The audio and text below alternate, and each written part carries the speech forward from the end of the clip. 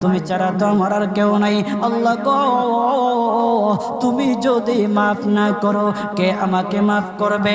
তুমি যদি মাফ না করো কে আমাকে মাফ করবে?